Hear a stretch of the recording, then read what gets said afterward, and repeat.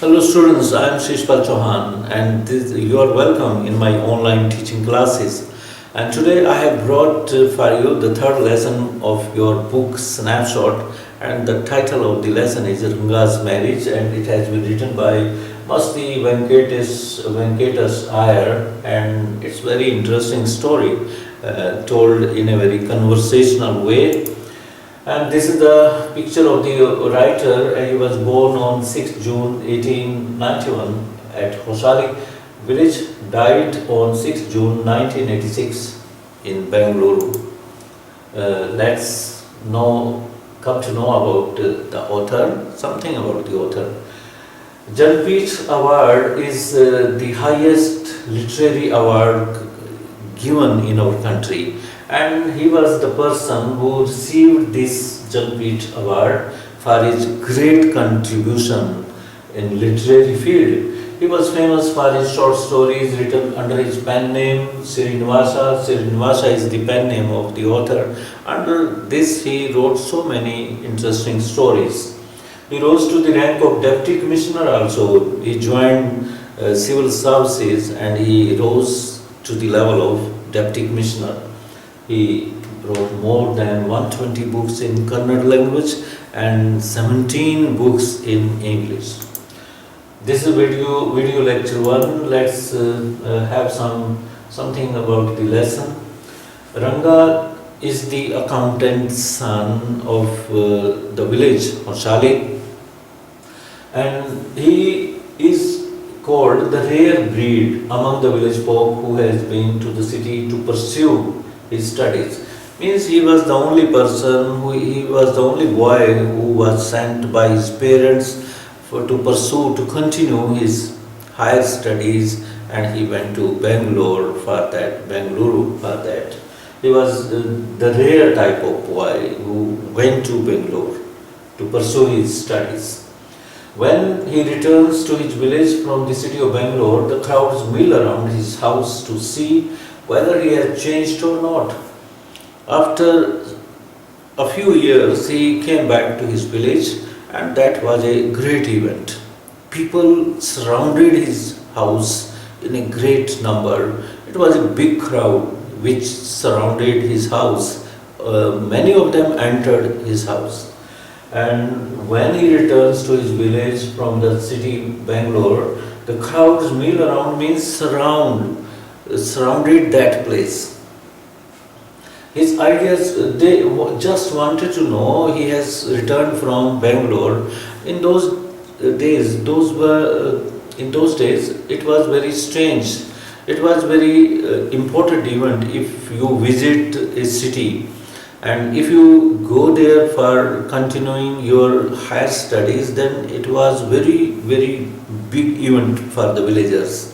They never went to a nearby city also, because they had less money and means of transport were very less in those days.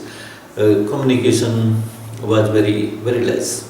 So it was a great event for the villagers. When he came back from Bangalore, the people went to his house in crowd. They surrounded the house. They just wanted to know whether he has changed or not. They wanted to know his ideas about marriage are now quite different, or they are still the same as 10 years ago, say 10 years ago. So you may guess here his ideas on marriage might be some different. He didn't want to. In those days, the parents were used to force their children for marriage when they reached the age of 12 or 13.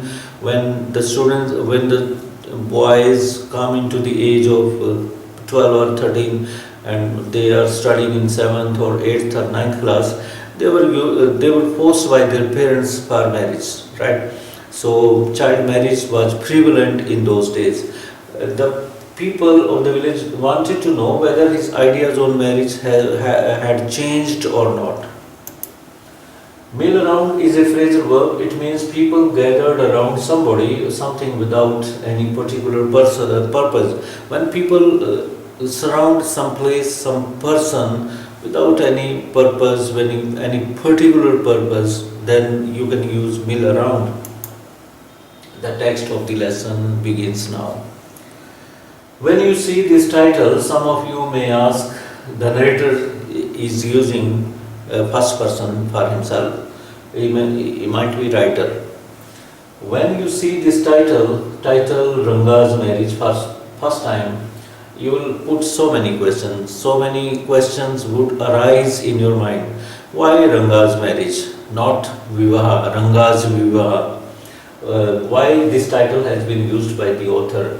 Why not Rangnatha Vivaha or Rangnatha Vijay? Well, yes, I know I could have used some other mouth-filling one like Jagannatha Vijay, Girija Kalyan. But then this is not about Ranganatha's victory or Girija's wedding. It's about our own Ranga's marriage, and hence no fancy title. In this slide, the narrator tells us why he has used the title Ranga's marriage. And he also knows that some of the readers would question him, or some questions would arise in their mind. Why Ranga's marriage, not Ranga's Vivaha, or Jagannatha Vijay, or Girija Kalyana? He could have used these mouth-filling titles, but he says that this is not the Vijay of Jagannatha or Girija's wedding. It's not. He is talking about Ranga's marriage. Therefore, he didn't like to use any fancy title, decorative title for that. Let's move ahead. Honsali is our village. You must have heard of it. Then he tells us about his village, Honsali, and he hopes that readers know about Honsali. And then he puts question, no, you don't know? It's very conversational tone. What a pity, he says. But it's not your fault. There is no mention of it in any geography. Now he says that the cartographer, the people who wrote geography books, they forgot about mentioning about Honsali village in their books. That's why the people didn't hear about the village Honsali. He wants to justify why people do not know about his village. But it's not your fault. There is no mention of it in any geography book. Those sahibs in England writing in English probably do not know, perhaps do not know that such a place exists, and so make no mention of it. Our own people too forget about it. The Britishers, he hints at the English people, they didn't know. This is the time when Britishers ruled over India. The story was written during that period, it seems, because he is mentioning English people here. So they didn't know that Honsali, name of the village, exists. So they forgot about it. They didn't know, and the people also forgot. His own people, people of his area didn't know about the village Honsali. You know how it is? They are like a flock of sheep. Now he compares his own people with the sheep of in a flock. He says, he gives the example of sheep walking into a pit, and other sheep will also go there. He just want to tell us that people of villages are usually behave like those sheep of a flock.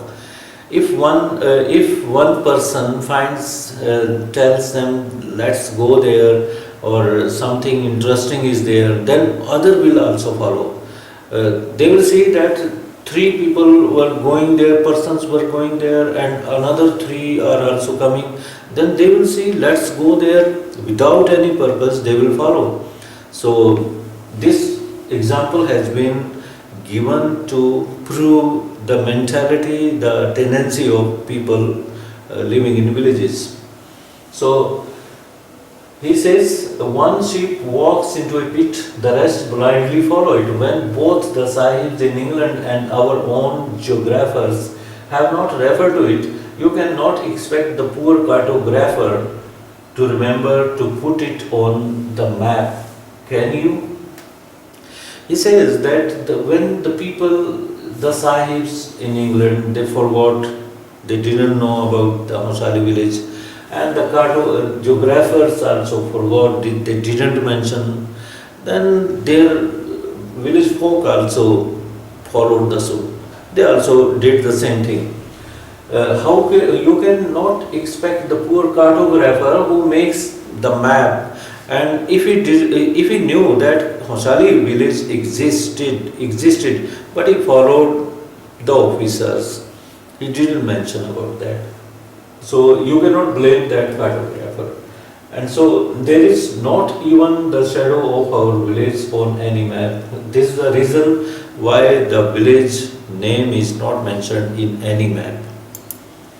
Sorry, I started somewhere and then went off in another direction. The writer knows that he is going astray from his main topic. He is digressing the main topic. He is going to talk about Ranga's marriage, and up to now you have not come to know about Ranga's marriage.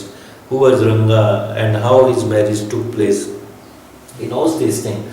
That's why he says that I started somewhere and then went off in another direction.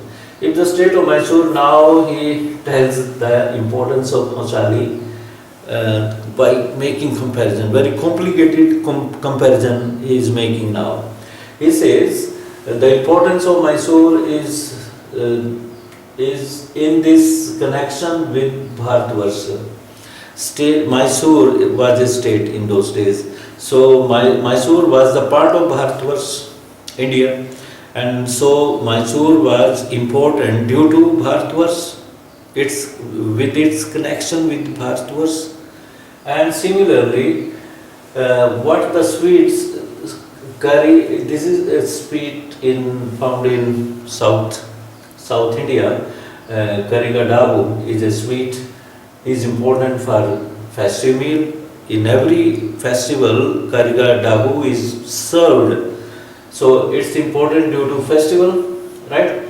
And Hosali is important to Mysore in the same way as Kariga Dabu is important with the filling.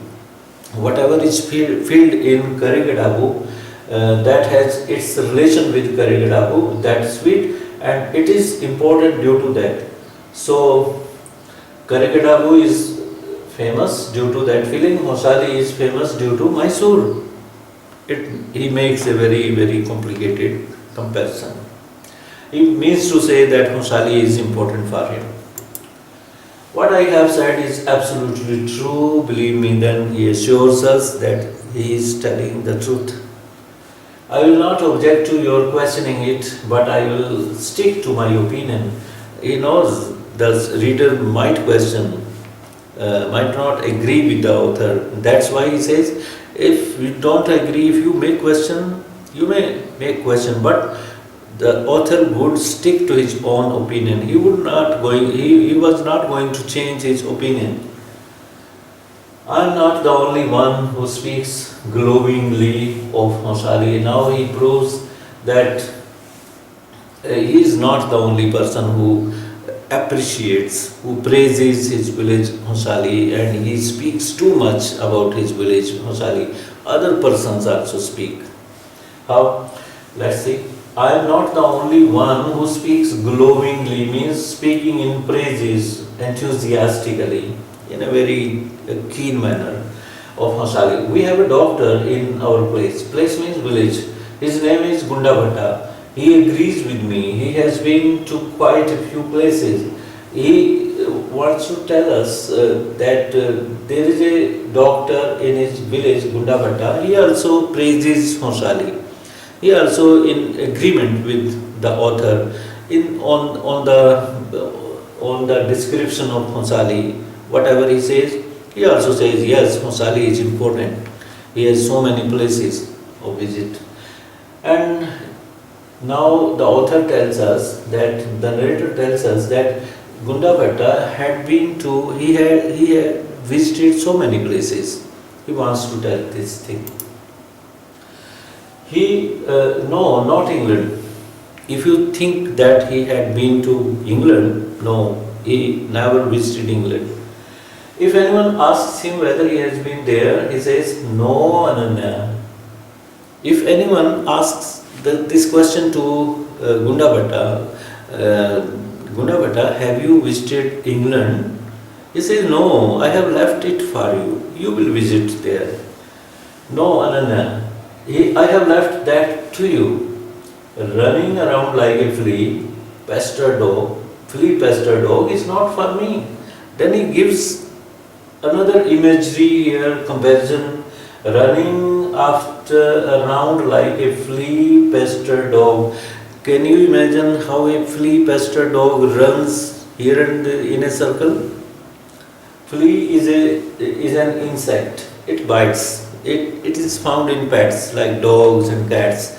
And suppose there are so many fleas on the body of a dog, and when he scratches his back and he moves around and he keeps on moving around, he was comparing that person with that flea pester dog. The person who goes from here and there, he visited so many places, he compares that person to flea pester dog.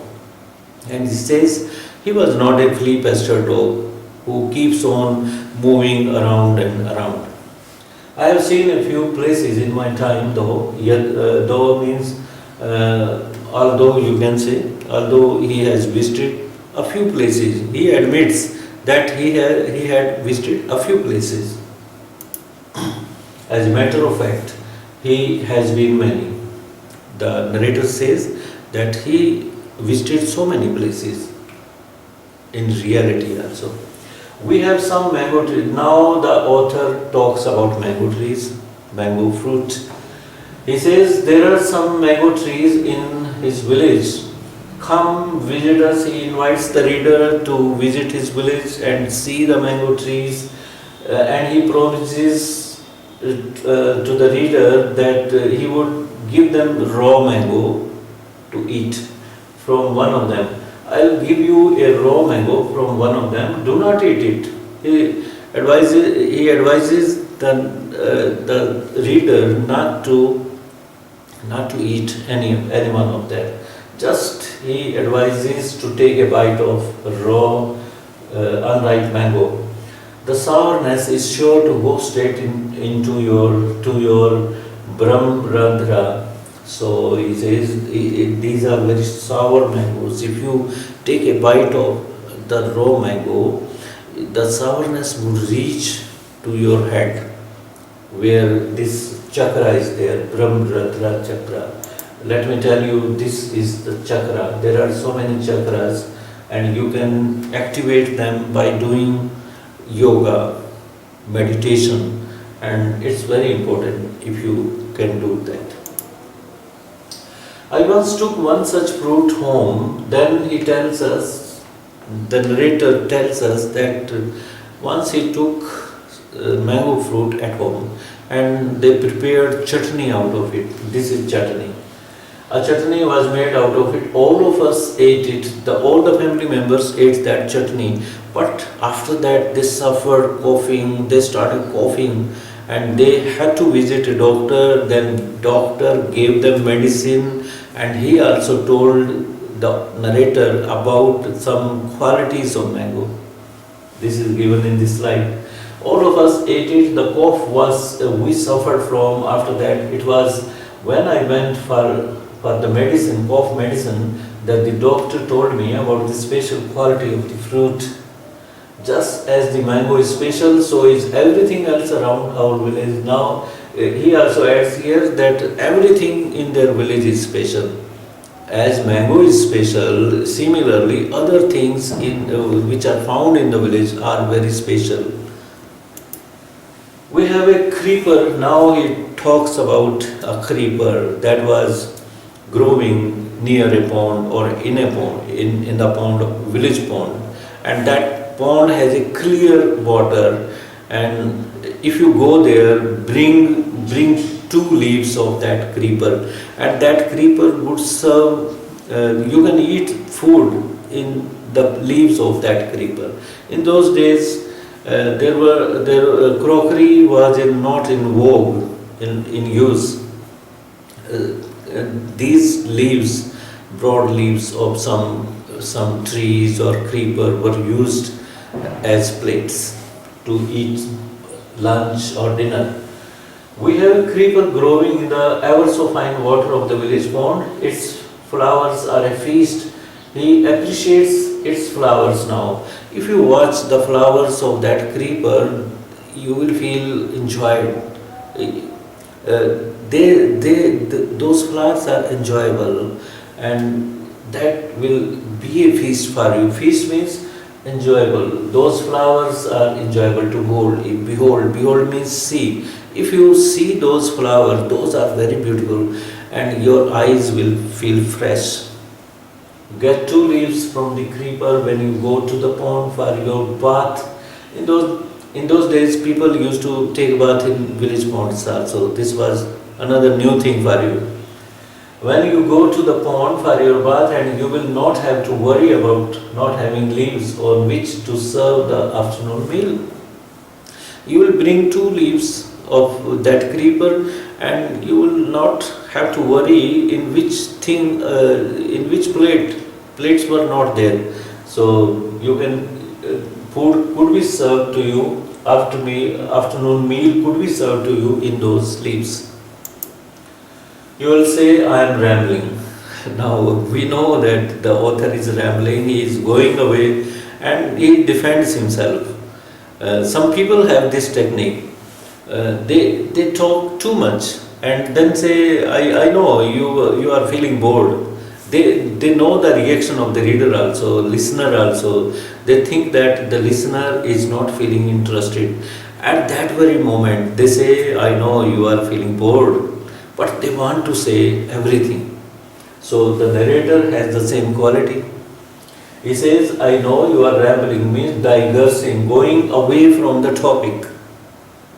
And it's always like that when the subject, he justifies why he rambles, why he goes astray from his topic.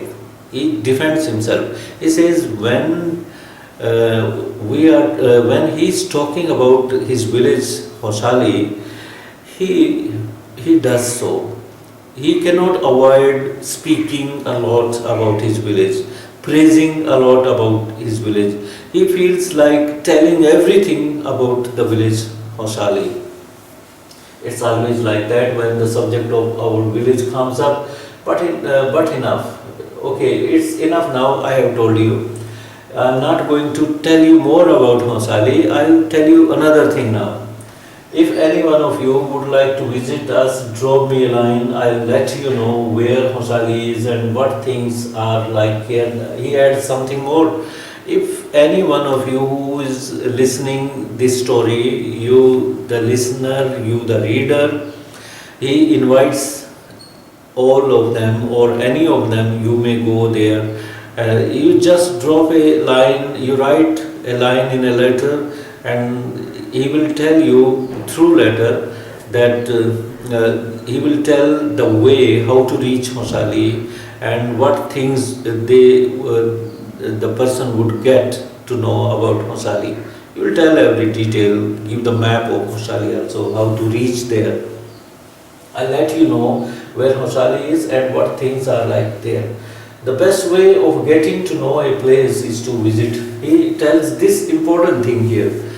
He says, if you want to know about any place, you want to visit any you want to know about the things about that any place, the best way is to visit that place. If you visit that place, you will get first-hand knowledge about that place.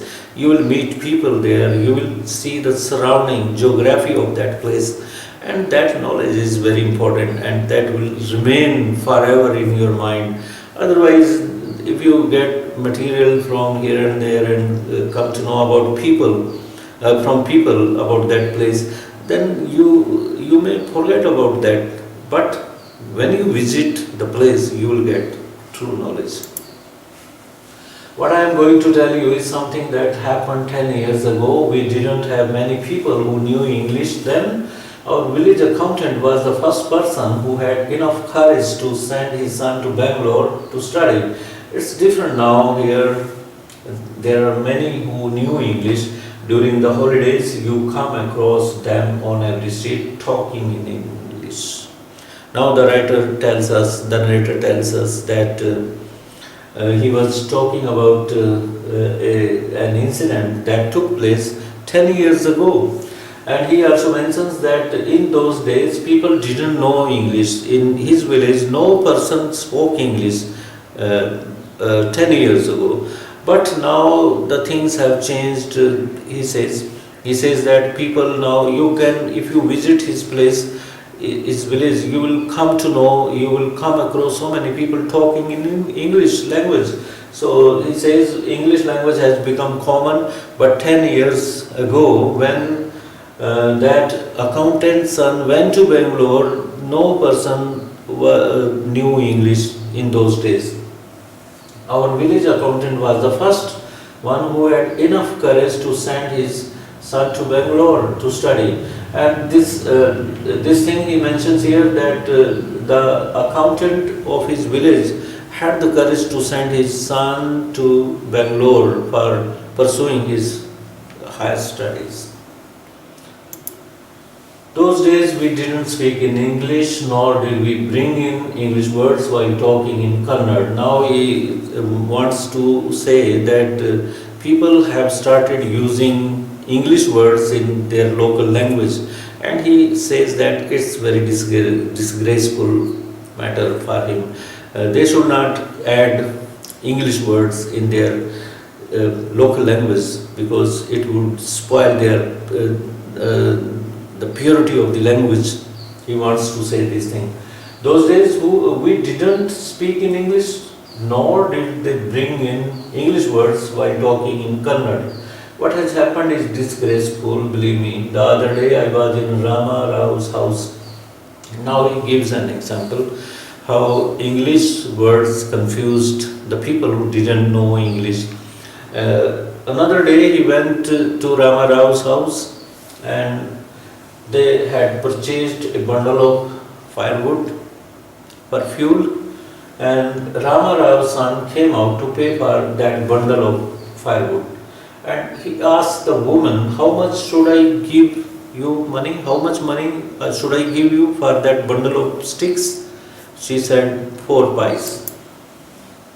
The boy told her he didn't have any change. The boy had no change. Change, you understand, the small units of currency. So he told her that he didn't have any change. That English word was in his Kannada language, and that woman could not follow him, what he meant by change, and she didn't understand the word, and she thought that he was abusing her. Therefore she went away muttering some words of anger. The poor woman did not understand the English word change and went away muttering to herself, I too did not know. Later, when I went to Ranga's house and asked him, I understood what it meant. The author did not know, the narrator did not know the meaning of change at that time. But when he went to Ranga's house, he came to know about the meaning of the word change.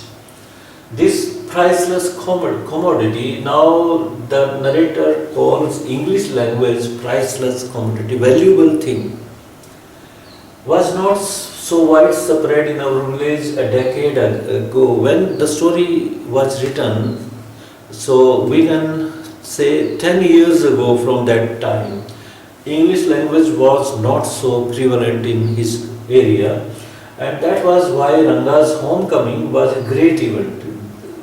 In this slide he is telling us that why Ranga's return, Ranga's coming home, homecoming became very important even for the villagers, because in those days English was not prevalent in the villages. So due to that language, because he went to city, he must knew about English language, and people had other interests also to know about Ranga. Let's see here, people rushed to his doorstep announcing when Ranga came home after pursuing his higher education, right?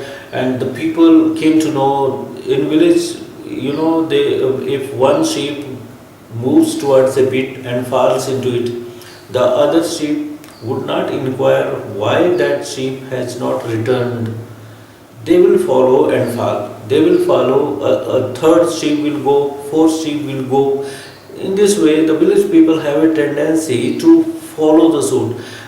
If one person is doing, he will do, whether he is doing wrong or right. So people, when they came to know that Ranga had come, they started crying loudly also, announcing loudly that Ranga has come, he has come from Bangalore. Let's see how he looks like, how he has changed. The accountant's son has come, the boy who had gone to Bangalore for his studies is here, it seems, and come, Ranga is here, let's go and have a look. They started announcing these sentences. Attracted by the crowd, I too went and stood in the courtyard and asked, why have all these people come? There's no performing monkey here. The narrator also went there because people were following. He also behaved like a sheep, and he stood in the courtyard of Ranga's house and he spoke one sentence, why have all these people come? A performing monkey is not there. Then a boy heard the narrator speaking these sentences, and he seemed to be without brains, any wisdom or intelligence, and he spoke loudly so that everyone could hear. He said, what are you doing here then? If monkey is not there, what are you doing here? That boy seemed to be mature without any manners to the narrator. Thinking that all these things were now of the past, I kept quiet. Seeing so many people there, Ranga came out with a smile, and this is important here in this slide. When Ranga found that many people had surrounded his house and many people had entered the courtyard, and he came out to greet those people, and he greeted those people with a smile. The narrator says now, had we all gone inside, the place would have turned into what people call the black hole of Calcutta.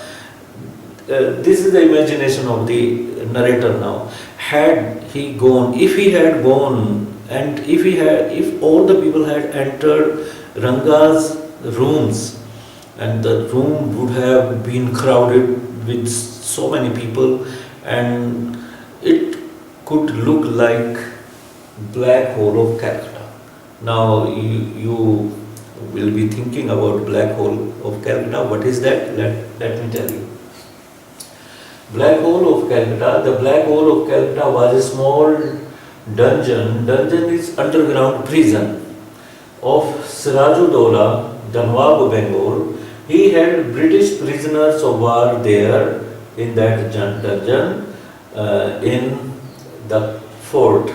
That the name of the Fort William, and this is Fort William, and here there was a dungeon, underground prison, and Sirajuddaulah kept the war prisoners of England, Britishers, there. He kept them prisoner, war prisoner. He kept those war prisoners in that dungeon. So this was black hole, and here the lecture one ends up.